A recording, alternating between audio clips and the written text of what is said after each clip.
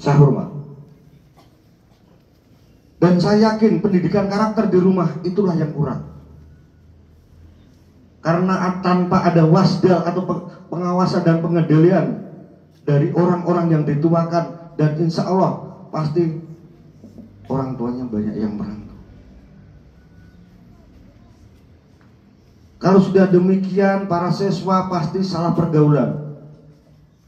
Karena bergaul dengan orang atau teman-teman yang di luar atau di atas usianya, yang notabene yang artinya mengarah kepada karakter yang salah. Seandainya para siswa tidak bisa memetakan, tidak bisa memilih siapa saya harus bergaul dan apa yang harus saya kerjakan dalam pergaulan tersebut.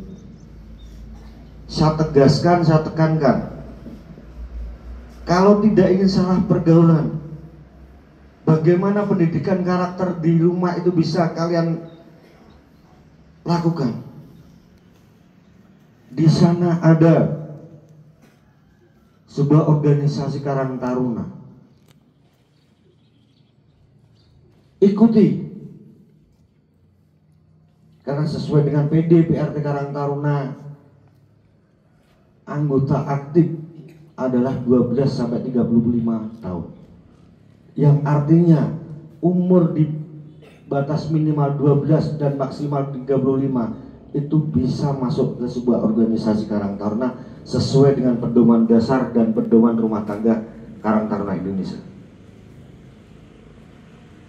Dan di dalam mukadimah PDPRT tersebut jelas dikatakan, pemuda adalah sebagai motor penggerak pembangunan bangsa, yang artinya kalau pelajar bagaimana bisa membangun, tugasnya ya belajar, belajar dan belajar, yang nanti saya bisa berbakti kepada guru. Kemudian kasus yang kedua, belum ada 1 minggu saat kami patroli siber menemukan terjadinya pembulian di SMP Banten. Siswa 4 dibantai 4 siswa juga, pakaian olahraga merah dengan pakaian biru di halaman sekolah. Dan kalau sudah demikian, sebagai motor penggeraknya akan dibawa kemana negara ini? Kalau olinya ada sudah diisi, barang-barangnya sudah tidak benar. Indonesia yang notabene-nya 2045 adalah menuju tahun emas. Kalau mindset, kalau pola pikir kita tidak terisi dengan baik dan bijak, mau dibawa kemana Indonesia? Kemudian bersamaan kasus Banten, di Banten juga salah satu SMK ditegur oleh gurunya, baju tidak dimasukkan. Di dalam ruang, anak tersebut tantang sama guru sampai lepas baju. Dengan otomatis etika dan estetika dan baik itu pendidikan karakter di rumah dan di sekolah, jelas dia tidak ada. Saya berpesan kepada para siswa, kelas 7 adalah awal adaptasi sampean di lingkungan sekolah.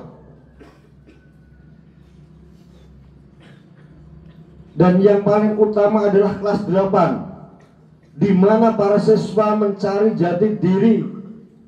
Siapa saya?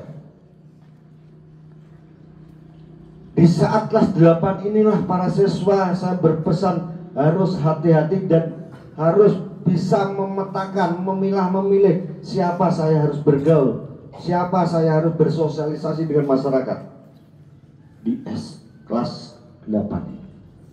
Karena kelas 9 mindset pola pikir sudah berubah. Saya akan kemana setelah lulus?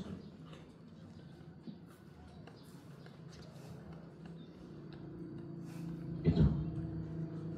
Kemudian yang terakhir,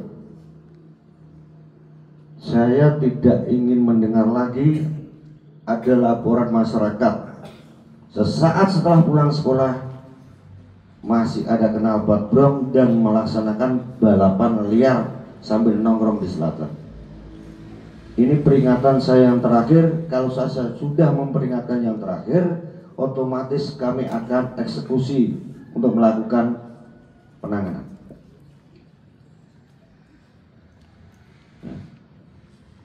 Sudah saya ingatkan dan B, jangan melakukan pelanggaran yang salah satunya adalah balapan liar menggunakan knalpot brom.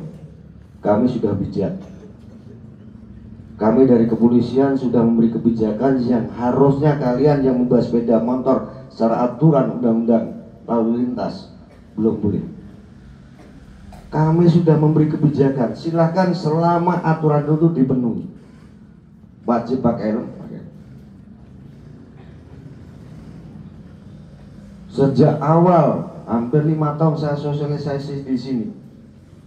Beliau Bapak Kapolres waktu itu masih Pak Indra. Dia punya kebijakan, silahkan. Tapi jangan disalahgunakan oleh teman-teman pelajar atau para siswa kebijakan tersebut. Ya. Mohon untuk bisa diperhatikan. Satu, kesimpulan saya, jangan ada pelanggaran yang mengarah kejahatan. Yang kedua, adik-adik yang tergabung dalam bela diri yang masuk wilayah hukum Jatipurno, jangan sekali-kali membuat keributan.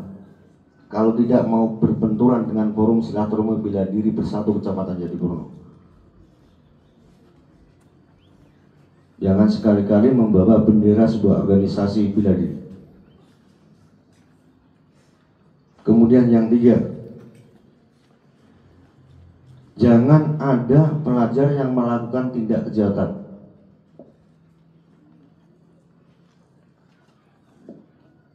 Ya, sekali lagi saya tegaskan, jangan ada lagi pelajar yang melakukan tindak kejahatan, pelanggaran yang mengarah ke kejahatan.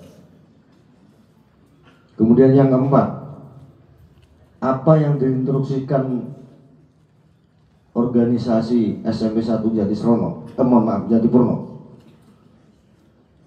yang mengarah kepada tata tertib, yang mengatur para siswa bersosial di lingkungan sekolah, tolong untuk dipedomani, diindahkan, dilaksanakan dengan legowo, ikhlas, insya Allah nanti barokah. Tapi selama sampai tidak pernah ikhlas dan menentang, akhirnya terjadi sebuah permasalahan yang mengarah kepada pemberanian terhadap guru. Karena saya pernah mendengar ada 1 atau 2 siswa yang berani terhadap guru di sini. Ya. Saya pernah mendengar, tapi belum ada laporan.